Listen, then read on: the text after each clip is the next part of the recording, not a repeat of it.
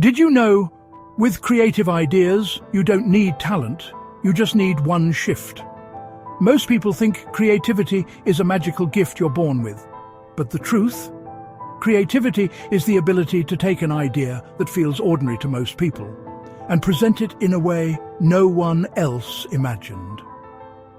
Think about it. Steve Jobs didn't invent the touchscreen, the phone, or the internet. He combined them into the iPhone. Shakespeare didn't dream up brand new stories. He borrowed old plots and made them better. Even Einstein? He built on existing physics theories to create relativity. That's what creativity really is, connecting the dots in ways others don't see. And the best part? Anyone can do it, because we all have dots to connect. Think of it like Lego. The more pieces you collect, the more things you can build. And here's why this matters. Every time you connect two ideas, your brain literally rewires itself. That's neuroplasticity. The more you practice it, the faster and easier it gets, like training a muscle. Which means creativity isn't random, it's trainable. The power of idea stacking. So how do you use this day to day? Simple. Next time you face a problem, don't look for the perfect new idea. Look at what you already know and ask, what happens if I connect this with that? Stuck at work? Combine a strategy from another field. Cooking dinner with 3 random ingredients? That's creativity in action. Even resolving an argument. Try mixing advice from a book you read with your own experience. Each time you do this, you're teaching your brain to solve problems faster, smarter, and more creatively. And here's where it gets exciting. Idea stacking. Think of your brain like a toolbox. Every book you read, every conversation you have, every experience, it's another tool you throw inside. Over time, you've got hammers, wrenches, screwdrivers you didn't even know you collected. And when life throws you a problem, debt, stress, a big decision, you reach in and find just the right tool. That spark of, oh, I can use this here. That's creativity. That's your breakthrough moment. Now, why does this matter? Because the more tools you've collected, the more options you have when problems hit. Instead of saying, I'm stuck, your brain goes, wait, I've solved something like this before, just in a different context. That's how new solutions appear. And here's how you can use it. Treat your daily life as tool collecting. Read something new, listen to a perspective you'd normally ignore, write down insights. Later, when you're stuck financially, like figuring out how to save more each month, or when you're overloaded at work, or even when tension rises at home, your brain starts pulling those tools together in creative ways. That's how people discover smarter budgets, faster workflows, and even better ways to talk through arguments. This also explains why boredom often sparks great ideas. When you stop forcing your brain, your default mode network kicks in, the part that quietly connects dots in the background. So the next time you catch yourself daydreaming, don't feel guilty. That pause is actually your brain digging through the toolbox, matching tools to problems. So maybe boredom isn't laziness, it's a hidden superpower. What if you treated boredom as the space where your best financial fixes, work hacks, and life solutions are being built? So how do you do it?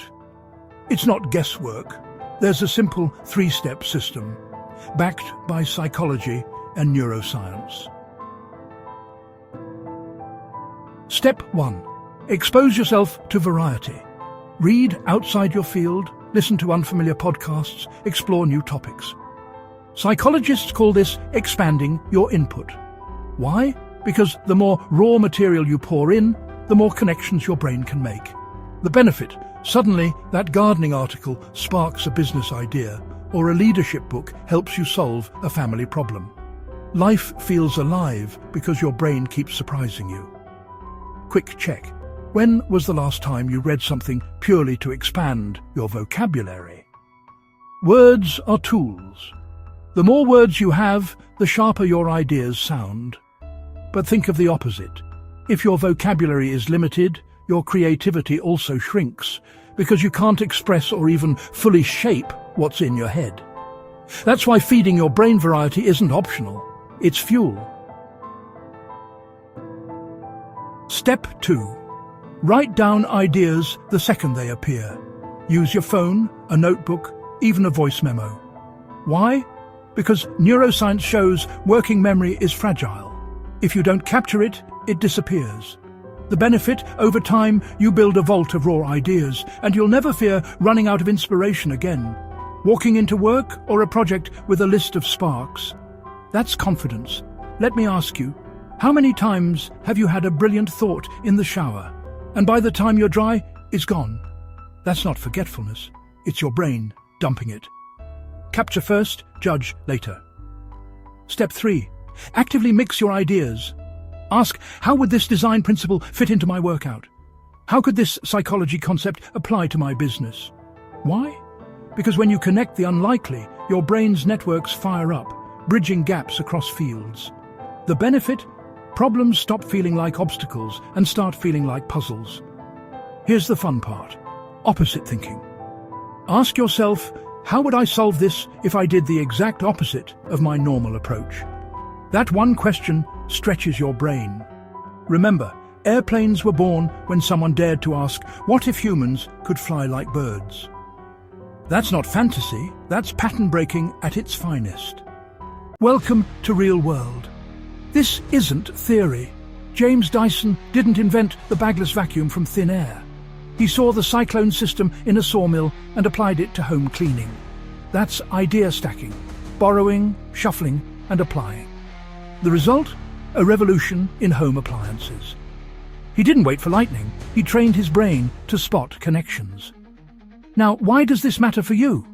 Because creativity isn't only about inventing billion-dollar products. It's about everyday problem solving. When you figure out a way to stretch your paycheck further, that's creativity. When you discover a faster route to work, that's creativity. Even when you calm an argument with one unexpected sentence, that's creativity too. The benefit? Once you see it this way, you stop saying, I'm not creative, because you already are. You've been using creativity your entire life. You just didn't count it. So let's make this real. Here's your starter system. Today, read one random article outside your bubble. Write down one idea that sparks your curiosity. Then ask, where else could this apply? That simple question turns information into innovation. Why does this work? Because one new idea is enough to start rewiring your brain. Each time you capture and apply, you're teaching your mind to search for possibilities instead of problems. The benefit? In weeks, you'll notice it everywhere. Smarter solutions at work, more confidence in conversations, even fresh ways to manage money or time. Think about it. With just one article, one idea, one question, you've already started changing the way your brain works today. Remember, humans survived not because we were the strongest, but because we were the most creative. Creativity is your birthright. It's how your ancestors solved problems, built tools, told stories. To create is to be fully human. And when you embrace that, you don't just change your work, you change your whole life. So ask yourself, are you going to wait for creativity or claim what's already yours?